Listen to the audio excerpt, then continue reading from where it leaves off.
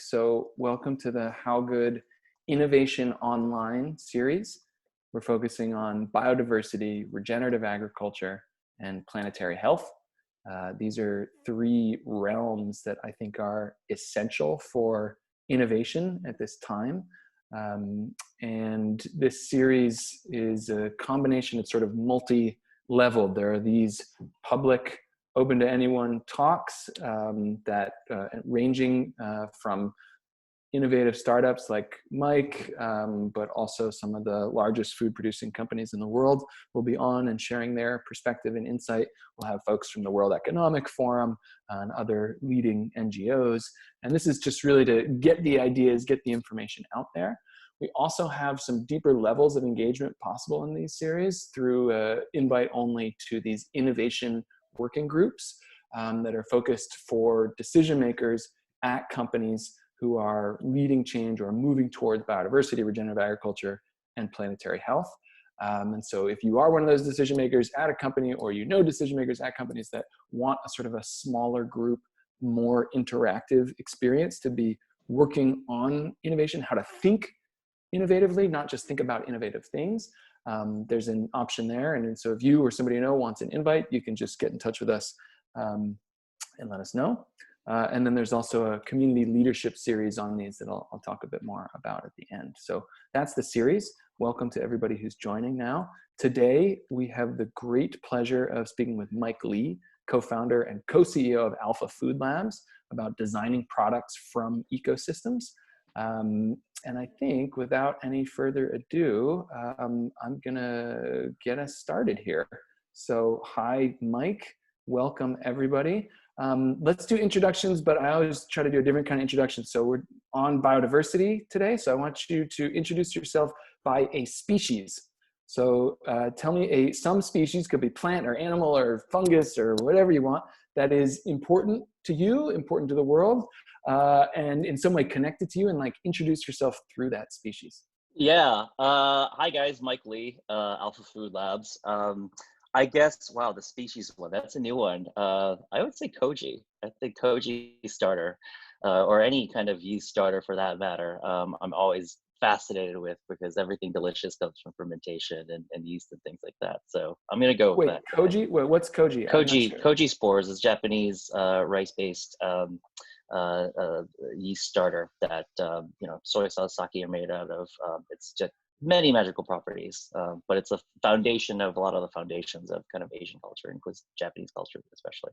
Awesome. There's actually a guy down the street from me. I live on a farm in upstate New York. Oh, I'm Ethan, by the way. I'm the Chief Innovation Officer at HowGood. I'm going to do apples as my species in a minute. But there's a guy right down the road from me who's a barrel maker. He's a cooper, makes these oak barrels. And apparently he's just started making koji trays out of local wood for local fermenters in the Hudson Valley, because they're traditionally on these oak koji trays. That's awesome. So I'll see if I can get you one of those. Apples, my species, and that's because I have a deep geeky connection to the Kazakh wild apple forest, the genetic origins of all apples in the world. And it really kind of sparked my whole journey into food, agriculture, regenerative agriculture, and beyond. So that's me. Okay, Mike, biodiversity, what's happening? What are trends that you're seeing sort of out there in the realm of biodiversity in the food production industry? What's happening with biodiversity right now? Yeah. So biodiversity, obviously the idea is not new. It's been around with us forever, and that's arguably how the planet started, as a biodiverse system. But it's interesting to look at the different strata of where that conversation is, because I think if you look at some progressive circles in the food world, that conversation has been slowly bubbling up over the last 5-6 years in more earnest. You're starting to see people kind of create some institutionalized thinking about it, some investments in it. The One Planet Business for Biodiversity initiative exists. And then, in NGOs, there's been Biodiversity International and all these groups that have been going on for quite a long time. Definitely in the last probably 20-30 years, people have been looking at biodiversity on that level. So within that level, there's always kind of been a fervent activity around it. The thing that we're focused on, and that's great, the thing that we're focused on is when you jump over to the mainstream consumer, And my background's in CPG, innovation in CPG. So, Alpha Food Labs, we work with large CPG companies that are focused on helping people and planet through their product lines. So we do innovation strategy and product development. Formerly, I was at Chobani doing innovation and new product development as well. And the unique thing for us at Alpha Food Labs, and my co-founder, Danielle Gould, who's also on this call somewhere as well too, we only really work with kind of mission-driven companies. So I always kind of lovingly say, we're not the company that you go to for the 13th Dorito flavor. It's really only working on products that are going to advance the conversation around health and planet while having commercial success out there. Because I think the trifecta of those three is the thing that we're always looking to do. But coming back to, we always are focused on the end consumer, because obviously we've seen over the last 10 years just the things that have shifted in the food industry because of consumers. From everything from, everyone's kind of emerging dietary restrictions and allergies to lifestyle preferences to just new categories of foods that we just didn't have in any meaningful quantities on the grocery store shelves. All of this stuff has been really fueled by a very open-minded and eager consumer that sees food in a different light, right? And so,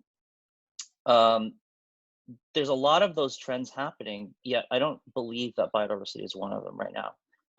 We're just kind of, and I'm talking about the people that probably don't know about this call and probably not are on this call, because I think, the people that are on this call, and maybe you believe or work in biodiversity a lot or not, but we're always trying to go after like kind of the big chunk of the mainstream demographic, because that's how we feel we can shift the system in a massive way to do it, right? And so biodiversity doesn't really come up a lot, to be honest with you. Okay, so hold on. Why is it then? Let me go back to something else you said. If that's the case, the One Planet Business for Biodiversity, right? OP2B, this was launched last September at the UN General Assembly, or announced then. This is a kind of a big deal that this is happening, and it's kind of some big companies involved. So maybe just talk a little bit about what it is, and then juxtapose that with what you're saying about it's not actually quite trending yet. Yeah, and so that's actually why OP2B is really interesting, because they're not just glomming onto a thing that consumers have already raised their hand on. And to me, it's exciting because it's a signal that large companies cannot just do consumer research and say, hey, what's trending right now? It's keto, it's paleo, let's just do that.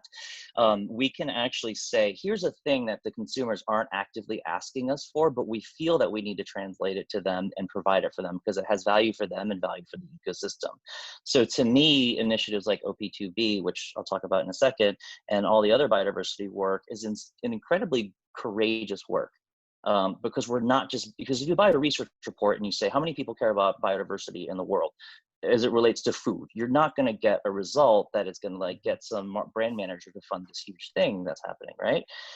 This takes courage to go out there and say to the consumer that this is something that you should care about, and here's how it benefits you, and here's how it benefits the planet. So OP2B is the One Planet Business for Biodiversity Coalition, and it was formed by Danone in the US, but Danone Global, coming together with a huge number of different companies. There are 20 companies, I think it's actually more, that include some of the biggest food manufacturers and beyond. So it's Mars, it's Nestle, it's Unilever, but also in the beauty space. So L'Oreal is part of it. There are some really large retailers, and all of them came together to say, biodiversity is really important. So those players all got together, and it's over 20 companies that represents 500 billion in revenue every year. And so they came together and put forward a really actually big forward-thinking set of statements of 3 pillars that they're going to work on, which they're no joke. It wasn't like, I didn't look at it and I was like, oh, that's greenwashing. I looked at it and I was like, wow, they're going to focus on high-value ecosystems. They're going to focus on supporting and promoting regenerative agriculture, and they're going to boost the actual like crop biodiversity that's represented in their products and in their portfolios. And those are some pretty ambitious statements. Yeah, so you've got that work going on in biodiversity, and the challenge for doing this is, and the reason why I'm obsessed with biodiversity is that it's a double-edged sword when you think about sustainability, because there's a benefit for the people directly, a selfish need, and then there's a benefit for the ecosystem as well too, right? And it's very apparent, right? It's very apparent in kind of being able to diversify people's diets, show people new foods, and new kind of opportunities for taste, flavor, nutrition, and things like that. Because, and we've done kind of research around this and talked to consumers about this, when you ask them what drives their food choices, the top 5 things are things like flavor, price, nutrition, convenience. Will my kids eat it? And even though if you ask them, like, do you support sustainable causes and you want to buy more sustainably, most people will say yes. Under duress and under kind of just everyday eating and shopping, those topics unfortunately don't always come up to top of mind. I don't know that the average person, when shopping for food late at night and trying to fill the fridge and get home after a long day at work, is necessarily always thinking about climate change when they're at the grocery store, or can even afford to be honest with you. So to me, that's sort of a flaw or an opportunity in the sustainable food movement in general, is that how do we kind of start creating products out of systems that can benefit the person and the ecosystem at the same time? Because that's how you kind of get sustained support and value. You're always going to get the percentage of people that are going to support sustainable causes at any cost. They're going to advocate and they're going to fight, and we need that, and that's so important. But you got to find a way to kind of get people who maybe don't think about those causes, not that they're against them, but they don't think about them actively all the time, to support them implicitly by kind of buying products that taste better or better for you, which also happen to support the ecosystem. So Right. that's sort of the hole that we're trying to thread the needle through in the work that we're doing. Amazing. Yeah, we've done some research and seen here at HowGood that exactly like you said, you survey consumers, you survey people, and they say, yes, sustainability is important. Yes, climate change. Yes, these are all really important. Yes, they affect my buying decisions. But then you say, how many extra steps will you take to make sure that you're taking actions in that direction? And they say 0. Yeah. Like 0 extra real little bits of work that I'll do to do that for the vast majority of people. And so hitting that sweet spot that you were talking about seems really key. And I think that's my understanding of what you've founded Alpha Food Labs to be focusing on. And so tell us a bit more, especially I was wondering, what's the Alpha about, and then why are there labs? Like, are there a bunch of different labs, or what's it? Tell us some of the naming, and then a bit more about what you're working on. The alpha really kind of stands for, it's pretty modest and simple. I think it's the alpha before the beta, right? And so it's just this kind of an allusion to the fact that we were always kind of in early stage thinking, and we are thinking about things like biodiversity before they've trended in the marketplace. We're not the company that's just going to go out there and make a keto bar, just because it's trendy. Or we're not jumping onto the CBD trend right now just because it's a hot market and there's a lot of investment out there. We want to go after these breakthrough foundational ideas that are just bubbling up but haven't hit the mainstream yet. And we want to try to help companies and do through the work that we're doing directly, bring those to the market. The labs is also not a literal term. We do food science and things like that, but we're not the place where you can send your cookie recipe to get a nutritional panel developed on it. It's more, again, just the mentality of kind of in this lab mentality of experimenting and trying to break new ground in things. And so one of those edges that you're walking and working a bit out and ahead, I hear sometimes a few people will talk about it, but nobody's actually going out and doing it, is this whole idea of designing a product not based on one cool ingredient you heard about, but based on an ecosystem. And so, tell us a bit about, like, how do you design a product from an ecosystem? So we've had this conversation for a while now, and we had this insight. I think this is way back, I think when like Hampton Creek came out, we started having these conversations in our team, and we started to, the first time you heard about this, this product that was, an egg-like product or whatever from peas, right? And we're like, the sustainability story was a lead point for them, saying like, hey, this is not an animal product; it's made from the Canadian yellow pea, right? And in the mayo and whatnot. And we started to think like, well, that's interesting. And then we watched like kind of their trajectory at the time was growing rapidly fast, right? And we were kind of wondering ourselves like, if the Hampton Creek mayo gets as big as Hellman's mayo, and they switch places in terms of market share, is that truly more sustainable? Yes, you're saving some points because you're not using eggs and things like that, and you're using vegetables. But if you get it to that big, does something so sustainable at a small scale end up being unsustainable because that's the only thing we're eating, you know? And then it made us think about, and this analogy I use a lot because it just fits so perfectly, the analogy of sushi and eating the omakase way, where you're following the lead of the sushi chef who knows what's happening in the sea, knows what's delicious, knows what's in season. And every time you go, it's sort of a different meal because they're trying to spread the love amongst all the different seafood species, you know, versus the guy that I sit next to in New York City that orders 12 pieces of fatty tuna and that's his dinner.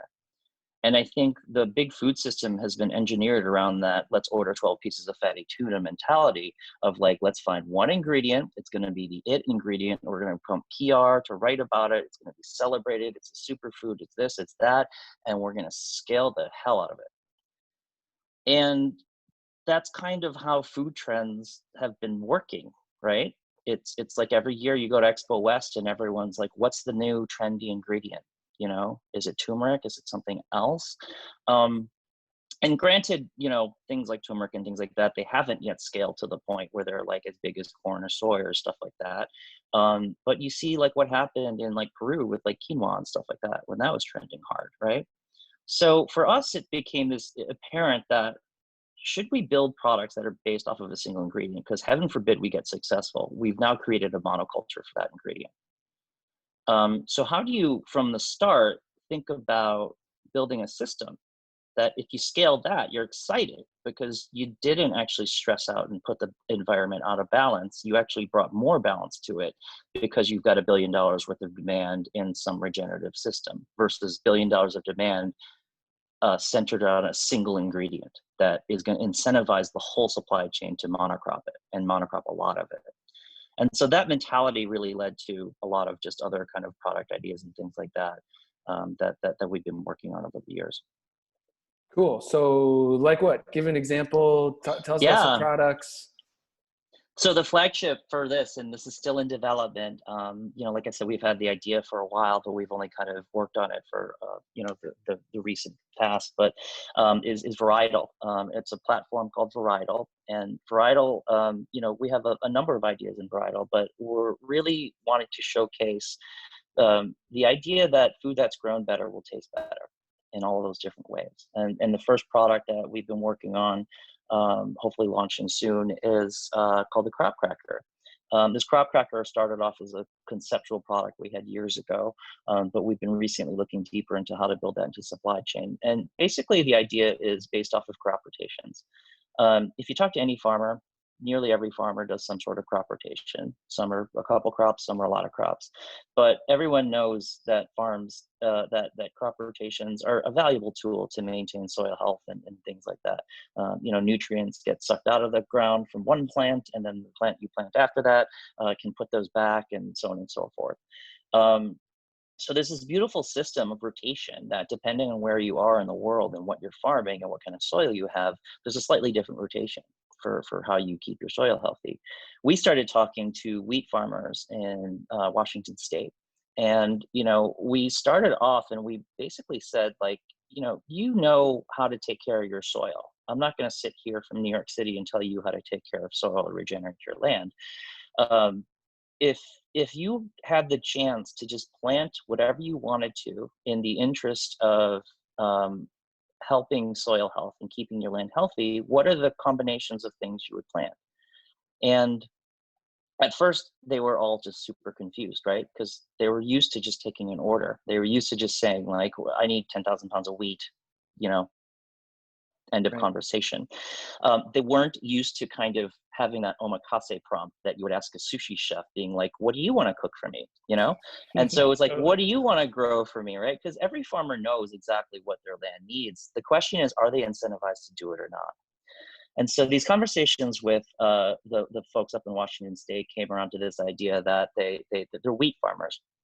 And they said, well, we usually kind of rotate this and this, but usually if we had our way, like over a 3-year period, these are the 8 or 9 crops that we would rotate on a regular basis What were to they? keep Just for the soil healthy. hard red winter wheat, soft white is the winter wheat and the red the spring wheat. You had millet, barley, flax. You had canola, and you had garbanzo beans. And I think I'm missing one, but so we had this whole list of stuff, and we're like, wait, that just sounds like a pantry challenge to us, like why are we just going to buy your wheat and make something out of it? Why can't we use all of that in something? And so that's where the idea of the cracker came from, because pragmatically, the cracker is a very flexible recipe. You can add a lot of different things to it, like millet or flax, and still have it succeed as a cracker, and still be tasty and stand up. And it's also a $4.5 billion market where it's owned by legacy players still that haven't really been innovated.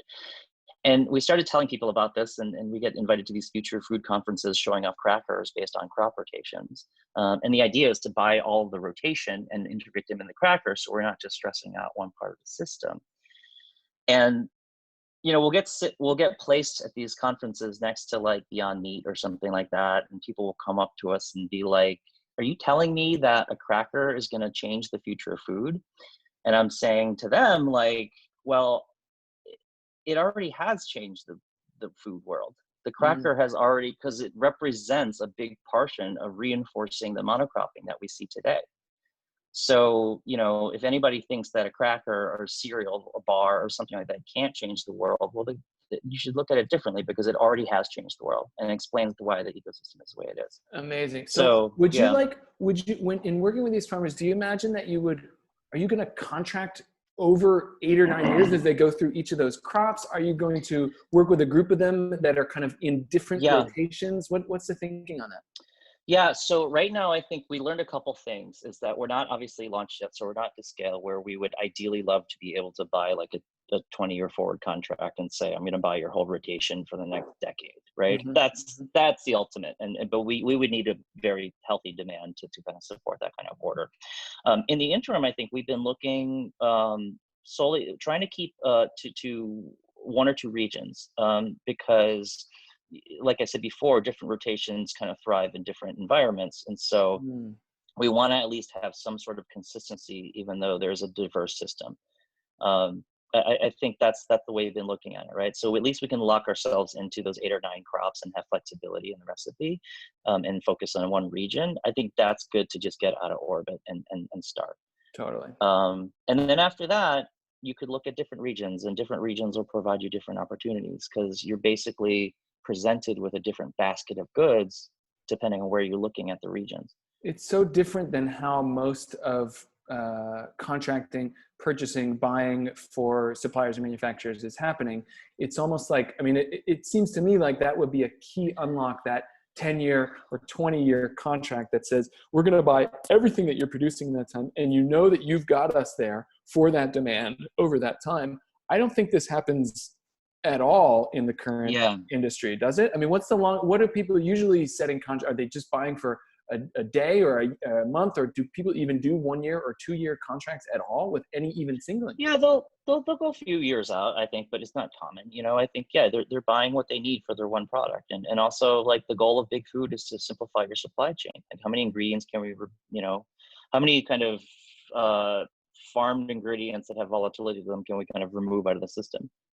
Can we use highly processed things like extracts and things like that smooth out the system, so we don't get screwed if some crop doesn't happen 1 year? That's kind of the name of the game around that. I guess for us, we're trying to embrace the inherent variability of it, and that's why it's important when you come back to the bench and think about your product itself. It's important to have recipes that are flexible. If I went out and said, like, millet has great value. I always talk about millet because millet is amazing for soil, for farmers, but they don't have much of a market here for it in the States. It's usually just sold as like bird feed and animal feed, right? But it's a great product, and it's a part of one of our recipes. But if I just kind of centered my whole product on like a millet cracker, I'm very susceptible to getting hurt if something happens with a millet crop 1 year, right? Right. So you have actually some resilience and diversity, not through going the high processing route, but through having some flexibility in your recipe in a way, depending on what's coming in, what's working, what's not, from the ecosystem that you're partnering with, essentially. That's right. That's right. I always affectionately call the cracker the meatball of the grain world, because it's a thing that can be a repository for a lot of different things. So what about, okay, so grain is great. We're still in like annual tillage crops here. Have you thought about or seen any examples that are more going towards a perennial agriculture system? Like, could you be, purchasing cacao and sugar and coconut oil and Yep. cinnamon, like in a, or in a temperate climate, agroforestry system? Could you be making I don't know, I've always thought about what I call a pancake polyculture, where you would have like oak trees and chestnut trees for the flour, and then tap the maple trees for the maple syrup, and you can have berries, raspberries and strawberries and stuff growing in the understory, and then if there's pigs grazing underneath it all, then you could get the acorn fattened pork for the, I don't know, is anybody doing anything like this, or have you looked towards that sort of perennial polyculture side of things? We have, yeah, that's definitely on the roadmap. I think it's definitely, that is very attractive. All the things that you're saying. I was just on a perennial permaculture farm yesterday, actually.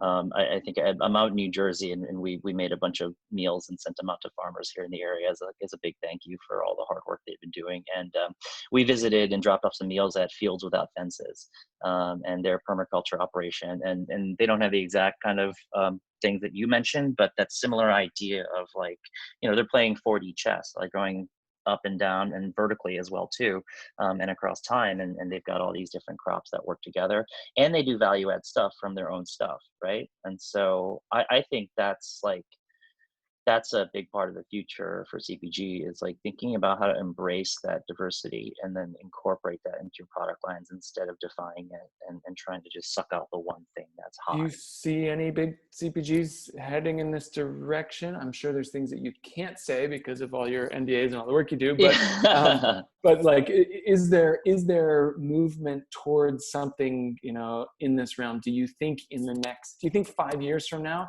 not just you having launched, your crop cracker from varietal, but will there be a multi-billion-dollar food company that has done something like this?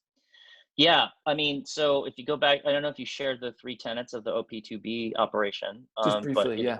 it is, I mean, there's 19 companies in there, Danone, Mars, Nestle, huge companies. They all represent $500 billion of revenue a year. And the second tenet of what they're trying to do at OP2B is to increase cultivated biodiversity within their product lines. So, that just got started last year, and I think we're all trying to figure it out. But in 5 years, yeah, I really hope we do see that. And I think that's where the market can go. But it's going Cool. to take courage. It's going to take courage. Let me pop up an image here on the screen, and just kind of get your thoughts on it. And you've seen this before, but I'm curious to kind of hear your thoughts and how it has, I don't know, if it's influenced your thinking or if it's useful or not useful, and sort of how you might use it to think about what you're saying about designing products from ecosystems. Okay, so this idea of these levels of biodiversity. A lot of what we've been talking about is just that agricultural diversity, different crops, but then there's all these other levels, both, smaller down to the like heirloom varieties, to the soil microbiology, to the, chemical constituents and their diversity. And then also up from there, like what is the impact of agriculture on species, on ecosystems, on the wider land use, on a whole region, and all the way to the level of a sort of like global biodiversity hotspot. So where do you usually work? How do you think about this? Is this useful for your understanding and acting on biodiversity? Yeah, I'd love to just hear some thoughts, reflections on that. Yeah, I mean, I think for varietal, I think agricultural and genetic are probably the two areas that we're looking deeply on, because we're not only looking at kind of systems within agriculture like crop rotations to maintain biodiversity, but also we've been looking at certain genetic varietals as well too. I mean, there's a reason why we call it varietal. I think it's a win maybe to introduce you to something like millet or flax in your diet, because it's got great nutrition and it's got great ecosystem benefit, and it's a new thing in your diet and a new crop. But there's also value in maybe showing you, similar to like what Rushabin's been doing, that there's more to squash than squash. There's more to potatoes than the potatoes, I think the genetic stuff and varietals of vegetables and things that you know really well is really powerful because it's anchoring yourself in a familiar place for people, but you're showing somebody something that's much more delicious. I was just talking about the upstate abundance potato with somebody as a a varietal of the potato family, and those things taste like they come pre-packed with milk and butter in them when you whip them because they're so delicious, right? Mm. And you're like, why were we making mashed potatoes out of the russets only? So I think for us, that's the area that we like to play too, especially as kind of people that look at mainstream markets and CPG, is because it's where we can really build off interesting arguments around new product development, new features. Totally. So sort of entering at that level of genetic that's Yeah, within and then some diversity, and then that opens up the door of it like, does. yeah, if you only knew a potato could taste so good, now you see that. But then check out this other thing that's a potato Yeah. relative that you've never had. How about, so that's sort of a doorway you're seeing to enter and in.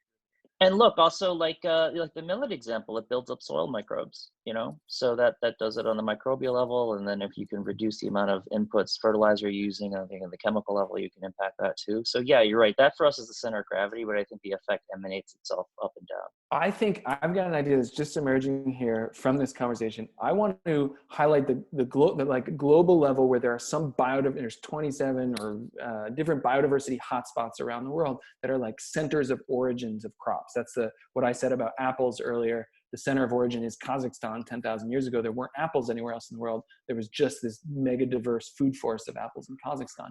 So I'd love to do a little thought piece that like goes to the different biodiversity hotspots in the world and then uses your system of like connecting with farmers and basically designs products for each hotspot. So it's almost like Yep. what's that chocolate, that endangered species chocolate that like, it Yep. helps a penguin or it helps, instead it's like, here's the ecosystem that you're supporting through engaging with this product. And it's a rare endangered one in the world.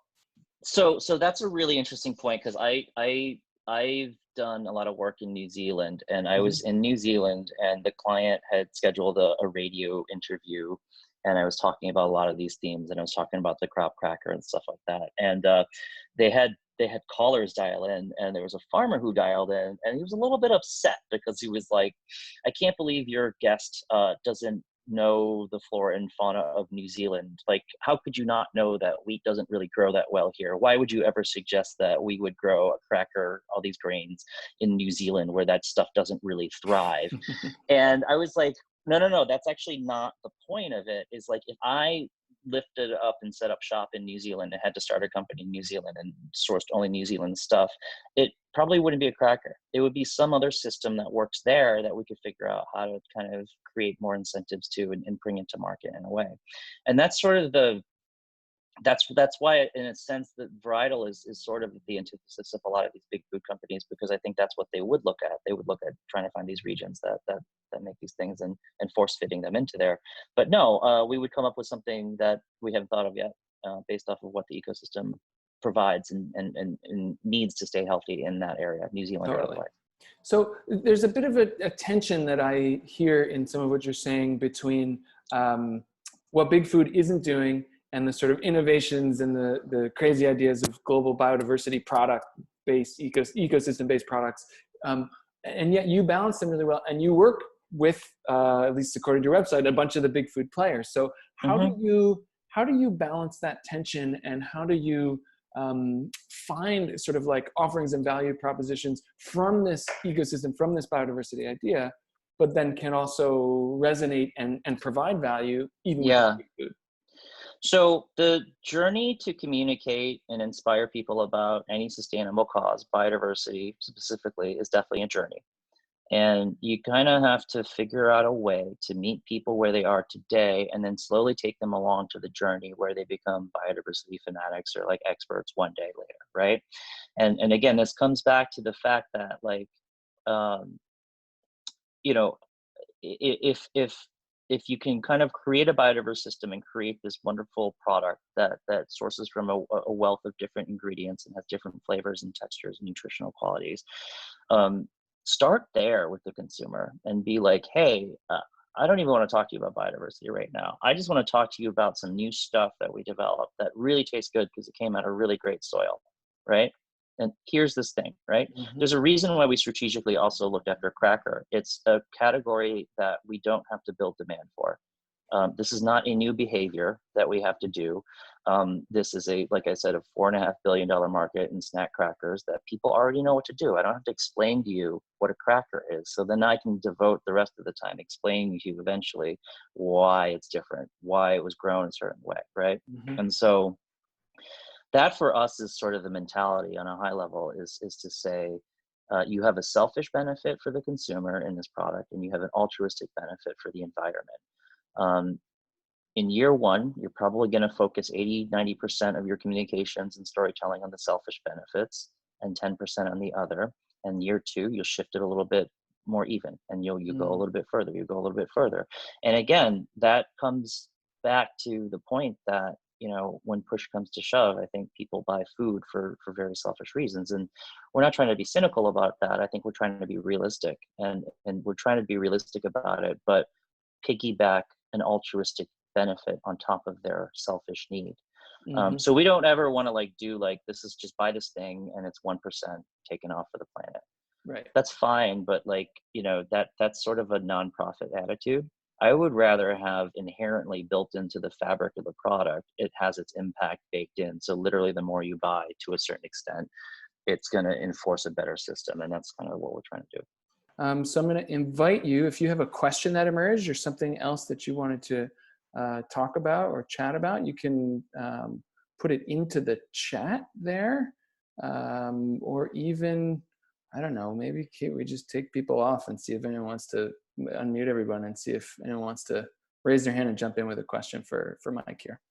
Hi, Great. Dan. Thanks Hi. for putting this up. And Mike, this is amazing. I have a question because we are aggregating producers in the Sacred Valley to engage more land use allocation into better practices. So my question is always in how you guys relate in terms of equity in the produce you are engaging on, and the risk allocation as well. How do you guys engage in those terms with producers? Because we're engaging in family farmers that have less than 2 acres. Right. So engaging both food security and value-added produce, that'd be my question: risk and equity. Yes, I mean, to date, we've been working with small to medium-sized farmers, and so I think a lot of those farmers, we are very ardent supporters of paying, fair prices to them for the product. And in a sense, spiritually speaking, we're trying to put them back in the driver's seat and trying to take the lead from them. So that idea of what do you want to grow is a point that we take very seriously. Because in my opinion, I think that the big food industry, they take farmers along for a ride because they're dictating what needs to be grown and what needs to be specced out. Whereas we're kind of more taking the approach of what a farm-to-table chef would do, kind of working a little bit harder on our end in product development and the stuff that we're cooking, and trying to follow the lead of them. So in essence, the farmers that we've talked to specifically, and this probably is going to vary depending where you talk to, but in our experience in Washington State, it feels like this what would you want to grow thing has been a boon to them, and it offers them a lot of flexibility, and it offers them a lot of resilience to their system, because they don't have to force fit a certain thing into their model that doesn't work, because that's what the market is demanding. And so that's sort of the way we look at it. I think just in general, we also need to include the welfare and security of the farmers themselves in this equation, right? It's not just about the crop itself. And so, again, that's part of how we're trying to do that, is putting them in a more leadership position and looking to them as curators of flavor and nutrition and things like that. And then we'll create a structure that amplifies that instead of kind of perverting that a little bit. Awesome. Thank you. Maybe Mike, talk a bit about as individual citizens or consumers, what you know, as someone who shops, who buys food, what can I do to support biodiversity? What can I do to like help the industry know this is important, or what can I do to help push things forward? Yeah, I mean, I think one thing that's always on a day-to-day basis easier to do is to just start eating a more diverse diet, honestly, and don't try to center your diet around, don't be the guy that's doing the 12 pieces of tuna at the sushi bar, so to speak, right? Spread the love. You know, I eat a wide variety of, I eat a little bit of a wide variety of things, right? And I know not everyone can do that, but if you can afford to do that, that's always a good practice, because I think it'll be rewarding, not only because you're kind of spreading the impact of the agriculture that you're pulling away from, but you're also just literally getting a more diverse diet, which is healthier for you and more interesting, frankly. So I think that's something that everyone can do. It's an easy thing to do for that. You know, as far as advocating for it, I think we're still at this early stage now where there's value in kind of trying to find resources to read up on it and just kind of get knowledgeable about what's happening in the industry, right? And then start to find venues either on your personal social networks or in your organizations that you're working for to bring it to the fold, right? We are at an early phase where it's sort of an unknown quantity in the headlines, so to speak. It's not like the fight versus GMOs and non-GMOs, where there's been a lot of conversation and there's two very heated sides on that. It's a still nascent stage, so we still need just more people talking about it. Calls like this, you know, more articles being written, more media being created around it. I think that's what we need right now, is to start to build a conversation, because it's a very early thing. Hopefully we can piggyback that on kind of the larger regenerative agriculture kind of thing, which is starting to show a lot more mainstream penetration from, you know, General Mills and other companies like that. Biodiversity is a big part of that. So cool. We have a question here from Lindsay. Lindsay, do you want to ask this question or add any context? So we actually, I work for an early stage impact investment fund, and we're more focused on kind of, you know, underlying infrastructure that helps to create a shift in sustainability. And so I was curious, like, where you're seeing big needs or gaps around either critical infrastructure or, you know, systems, data that are still needed to really support this shift to more biodiverse ingredients and products at scale. So yeah, I'll stop there, but happy to add more context if helpful. yeah, that's awesome. That's a great question. Yeah. So, you know, in our case, in our experience, like I said, we're in the Skagit Valley up in northwestern Washington. And one of the key pieces of infrastructure that came in before us, but really we saw the ripple effects of the value of it, was sort of micro manufacturing. And in this specific case, it was around a mill called Karen Spring Mills. Karen Spring Mills sells some of the best flour out there. I think 80 or 90% of Tartine's flour is Karen Spring Mill. So you've got sort of the biggest kind of hotshot indie baker that's so popular right now. And he's sourcing nearly all of their flour from these guys in Karen Spring. Now, before the mill was built, all the farmers around were doing a lot of things around peas and other vegetables and things like that. But no one was really doing flour. They were not growing wheat. Wheat was just a pain in the ass, they said. It was just like, I'll just do it every now and then to break up their disease cycles, but I don't like this. I don't want to do this. And then Kevin Morse over there built the mill and said, hey, I can do a really good job milling and marketing this, and I've got connections to people, the Tartines of the world, and I can move some of these units for you. And now there's a huge incentive, and so many more people are growing wheat out there. And guess what? Turns out it's absolutely delicious. So we're always looking for, like, what's that infrastructure that can unlock the hidden deliciousness that is not incentivized and has a lot of big ecosystem benefit, right? And you walk around, and Kevin took us around to a dozen or so farmers, and he's like so well loved amongst everybody, because they were like, oh my gosh, that thing that was kind of an annoyance before is now actually a marketable, meaningful part of my business, right? So opportunities like that, right, is kind of what I'm looking for. And again, it's so different on regions that you're looking for. So I can't categorically say you're just going to build a bunch of medium-sized mills and you're good, but that's what we're always looking for. It's like, what are farmers sitting on that they're not incentivized to do that actually happens to be super valuable? And what's the one piece of thing that we need And in this case, it was a mill to get there, right?